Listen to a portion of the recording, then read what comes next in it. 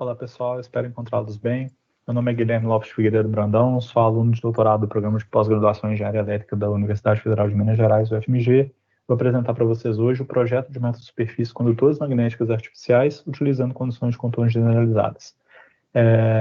Esse trabalho já foi publicado na Journal of Electromagnetic Waves and Applications e é parte do meu resultado de doutorado sob orientação do professor Dr. Elson José da Silva, também da UFMG, e professora doutora Úrsula do Carmo Rezende, do Cefet, Minas, e teve colaboração dos pesquisadores Ícaro Veloso Soares, da University of Rennes, e do professor Dr. Wellington Tiano dos Santos Ramos, da Universidade Federal do Vale do Jequitinhonha e Mucuri.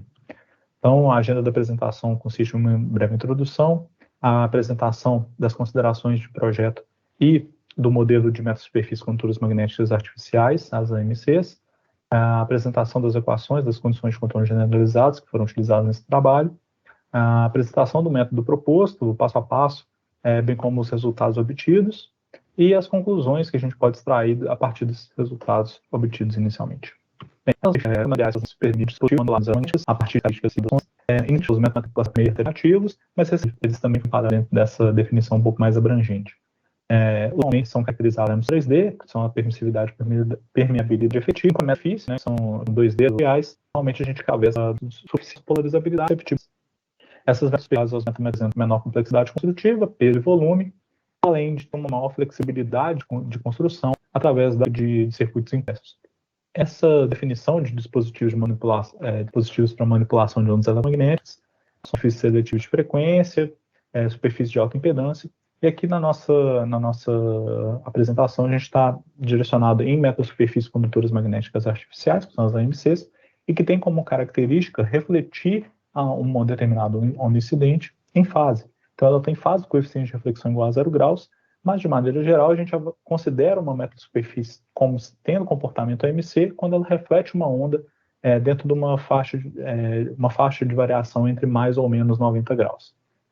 Bem, essa reflexão em fase garante que as AMCs, quando aplicadas no contexto de antenas, consigam alcançar uma melhoria de desempenho e compactação dessas antenas, um isolamento dos objetos em que elas vão ser posicionadas.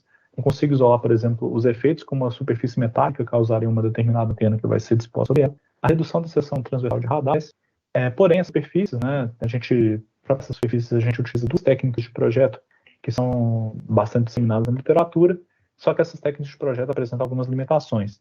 A primeira técnica é a técnica de expressões analíticas, em que eu faço uma modelagem da AMC a partir de um modelo de linha de transmissão e representa a impedância da camada de espalhadores através de expressões analíticas que relacionam a impedância em paramétricos. Porém, como a gente hoje em dia utiliza algumas que são mais complexas, algumas dessas diretrizes não apresentam expressões que façam a correção.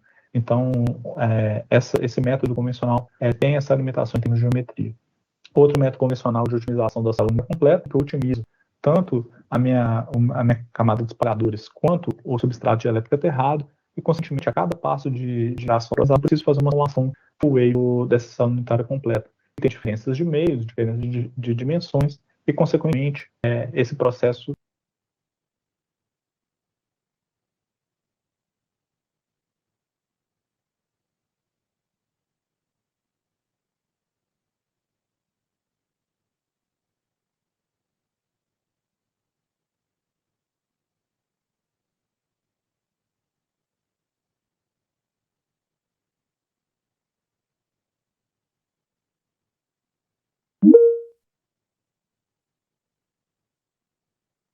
Eu parei aqui, parece que vocês estão sem som. Isso é verdade? Sim, nós temos muita gente sem som. Deixa eu...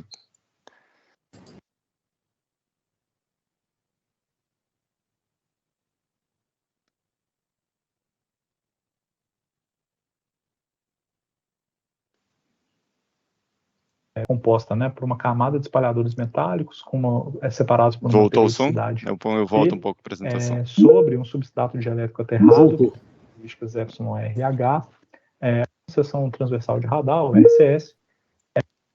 A partir desse ponto, tá ok ou quer que volte mais? Porém, essas metasuperfícies, a partir desse ponto tá ok. A gente utiliza duas técnicas de projeto que são bastante disseminadas na literatura, só que essas técnicas de projeto apresentam algumas limitações. A primeira técnica é a técnica de expressões analíticas, em que eu faço uma modelagem da MC a partir de um modelo de linha de transmissão e representa a impedância da camada de espalhadores através de expressões analíticas que correlacionam a impedância com os parâmetros geométricos. Porém, como a gente hoje em dia utiliza algumas geometrias que são mais complexas, algumas dessas geometrias não apresentam expressões que façam essa correlação. Então, esse método convencional tem essa aspecto. Outro método convencional de otimização da célula unitária completa, em que eu otimizo tanto a minha camada de espalhadores quanto o substrato dielétrico aterrado, e, consequentemente, a cada passo de interação do meu processo de otimização, eu preciso fazer uma simulação full wave dessa célula unitária completa, que tem diferenças de meios, diferenças de dimensões, e, consequentemente, esse processo leva a um custo computacional elevado.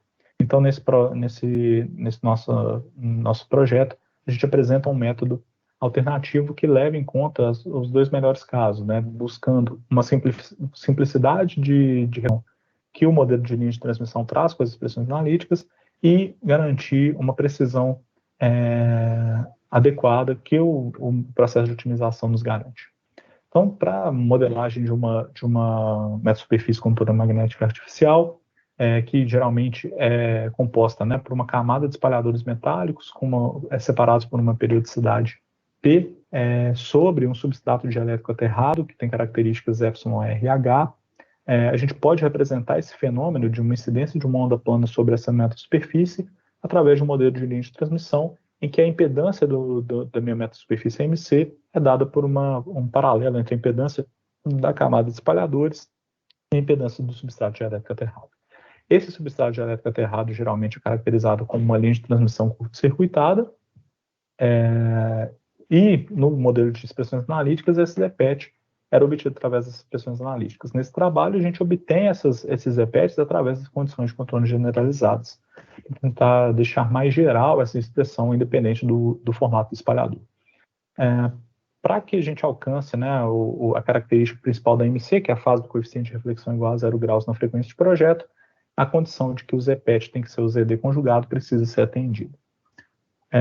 Para a gente alcançar essas expressões de ZPET, a gente utiliza as condições de contorno generalizadas que vão correlacionar essa impedância com parâmetros de superfície que são dependentes apenas da geometria do espalhador, que são as susceptibilidades superficiais, que é E e QMN. De maneira mais geral, essas susceptibilidades são tensores, mas se a gente fizer algumas simplificações que foram adotadas nesse trabalho, que são a utilização de espalhadores metálicos homogêneos, ou seja, periodicidade muito menor do que lambda, isotrópicos e dispostos em camada única de espalhadores, as susceptibilidades se tornam escalares. Consequentemente, essas expressões das condições de contorno generalizadas se tornam, né, muito mais simplificadas e podem ser expressas por essas duas equações para as polarizações TE e TM da incidência. Ok? Então, com essas expressões, a gente pode, né, realizar o projeto de uma metasuperfície AMC através dos seguintes passos. Primeiro, eu forneço como informação inicial a frequência de interesse de projeto e as características do meu substrato dielétrico já são pré-definidos e eu calculo, consequentemente, o ZD. Com o ZD calculado, eu sabendo que para eu alcançar a reflexão de fase igual a zero, ZPET tem que ser igual a ZD conjugado, eu calculo o ZPET. Com as expressões das GBCs, eu calculo o que é a susceptibilidade elétrica. Com essa susceptibilidade elétrica definida, a partir das condições de contorno generalizadas, eu faço a obtenção do parâmetro de espalhamento necessário, que vai representar esse que que foi projetado anteriormente, também através das GBCs. E com isso definido, né, com os parâmetros de espalhamento, que vão ser o nosso objetivo do processo de otimização, eu defino qual é a geometria do espalhador e otimizo essa geometria do espalhador para alcançar a resposta de espalhamento que eu calculei no passo anterior. Então, as considerações que a gente fez aqui no projeto é que a incidência para o projeto, a incidência da onda plana é normal, como é visto na literatura. Para eu alcançar a fase do coeficiente de reflexão igual a zero, eu quero definir isso na frequência de 2,45 GHz, que é a frequência de projeto na banda ISM, e a periodicidade da minha célula unitária vai ser da ordem de lambda sobre 10, de aproximadamente 12,24 milímetros. Essa superfície eletromagnética vai ser composta por espalhadores, então, PEC simétricos e supervilentes de camada única para atender às simplificações que a gente comentou anteriormente das expressões das GBCs, e a gente utilizou o software HFSS com o seu algoritmo genético padrão para simular e otimizar as estruturas. Bem, então a gente avaliou dois casos, que são dois substratos diferentes, um de Rhodes RT5880 e outro de FR4, que tem essas características dadas aqui. O primeiro passo do método proposto é calcular o ZD e o ZPET, consequentemente, parte das expressões que a gente viu, calcular a susceptibilidade, que é, e posteriormente, o meu parâmetro de espalhamento, que vai ser o meu objetivo do processo de otimização. Depois que isso está definido, a gente passa a definir quais espalhadores a gente vai avaliar. Nesse trabalho a gente avaliou 4, PET quadrado, anel quadrado, Cruz de Jerusalém e tapete Sierpinski. O PET quadrado vai ser comparado com os métodos convencionais, enquanto os demais foram utilizados apenas para avaliar a flexibilidade do método proposto. Então, quando eu aplico esse passo a passo do método nos espalhadores quadrados, a gente observa, tanto para o caso 1 quanto para o caso 2, que, independente do método que eu utilize, pode ser GBCs, as expressões analíticas ou otimização completa, todas as estruturas projetadas alcançam comportamento AMC dentro da reflexão de mais ou menos 90 graus na frequência de interesse F0. Porém, né, o método GBCs apresenta um desvio de frequências, né, em relação ao 2.45 GHz, mas mesmo com esse desvio de frequência, eu ainda consigo obter comportamento AMC com o método proposto. E além disso, se a gente comparar o custo computacional envolvido nesse processo de otimização, as GBCs apresentam um ganho computacional em relação ao processo de otimização não completa, que é um tempo considerável, da ordem de 5 vezes para o primeiro caso e da ordem de 2 vezes para o segundo caso. Okay? Quando a gente aplica isso para os outros métodos, para as outras geometrias, anel quadrado, Cruz de Jerusalém, tapete Sierpinski, para os dois substratos avaliados, todas as metasuperfícies projetadas com o método proposto obtêm comportamento dentro do mais ou menos 90 graus, a banda AMC, na frequência de interesse. Então, a técnica de projeto também pode ser empregada em outras geometrias, com aqueles mesmos passo a passo, garantindo certa flexibilidade de geometrias se comparado com expressões analíticas. Bem, então, como conclusões, as técnicas de projeto convencionais apresentam limitações em termos de geometria e custo computacional, e as GBCs, né, que vão surgir como uma alternativa interessante para a gente projetar AMCs, tentando minimizar essas limitações das técnicas convencionais. Além disso, né, como as AMCs consideram incidência normal de uma onda plana, quem dita, né, quem é responsável pelo ajuste do ZPET é a susceptibilidade elétrica. Aí esse trabalho é um trabalho ainda em andamento, e que ainda vai aplicar essas GBCs na avaliação da estabilidade de polarização, de estabilidade angular de polarização das AMCs, e depois avaliar os efeitos dessas diversas AMCs projetadas em antenas impressas. Agradeço a todos a atenção e fico à disposição para esclarecer possíveis dúvidas.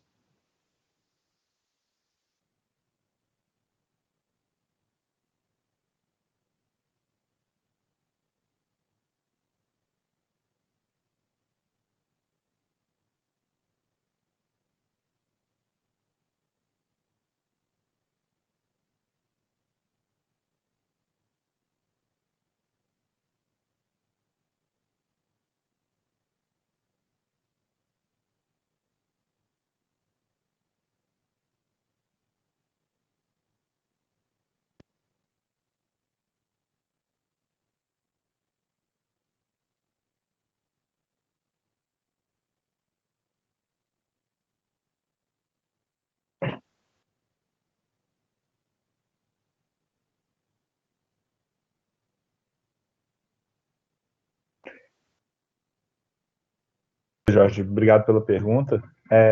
A gente fez a simulação, sim, com 1.6 milímetros.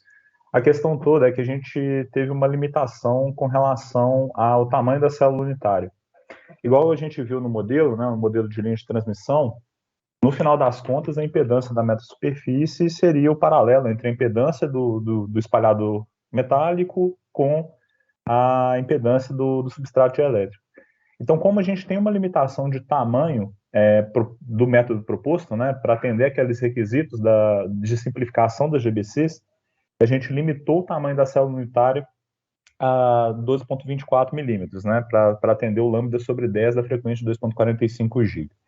Com isso, a nossa varredura de susceptibilidade elétrica e, consequentemente, de impedância de superfície da camada de espalhadores também ficou limitada a um determinado valor. E, consequentemente, para atender a essa limitação, a gente precisou aumentar a espessura do substrato. Então, esse aumento do substrato foi devido a essa limitação do tamanho da célula unitária que a gente empregou. Então, a gente acaba reduzindo, compactando a célula no seu plano XY, porém a metasuperfície acaba ficando um pouco mais espessa devido a essa limitação da célula. Ok?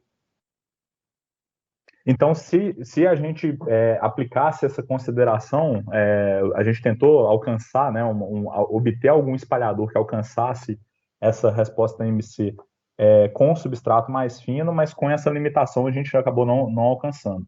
O que poderia ser feito, né, para tentar minimizar essa espessura do substrato seria utilizar um substrato com um epsilon mais elevado.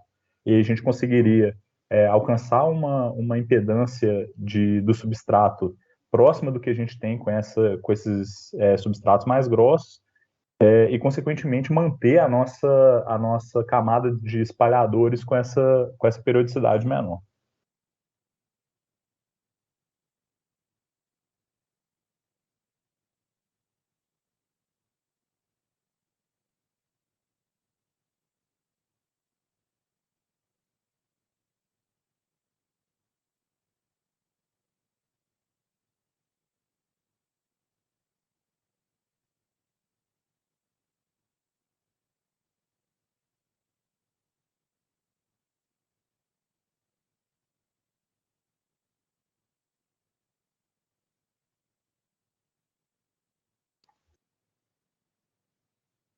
Um epsilon R da ordem de 10, por exemplo, parecido com o substrato que o Rafael apresentou, né, na apresentação anterior, para a gente atenderia. A gente utilizou esses dois substratos, tanto o FR4 quanto o ROGES 5880, por disponibilidade, né, aqui nos laboratórios, tanto da UFMG quanto do Cefet. De fato, a gente não teria o FR4 com essa espessura, né? A nossa ideia inicial seria fazer um empilhamento de placas, né, para o caso do FR4, e para o 5880 a gente tem essa placa com essa espessura também, de 6,35. Então, a nossa ideia inicial seria utilizar essas duas placas que a gente já tinha disponível no laboratório, e com a questão de pandemia a gente também não conseguiu medir ainda, né, fazer o processo construtivo. Mas se a gente fosse, né, adquirir um outro substrato com um epsilon diferente, acredito que um epsilon da ordem de 10 para a gente atenderia, sim.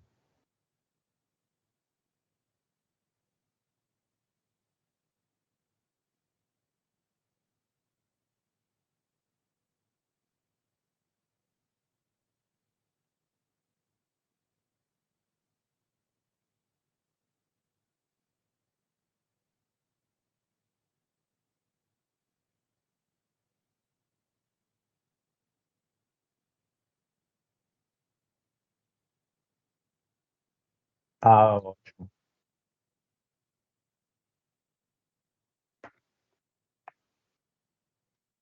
Aham. Sim,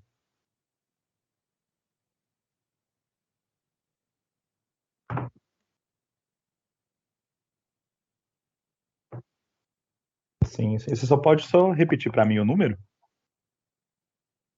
6010. Ah, ótimo. Muito obrigado pela dica, Jorge. Sim, sim.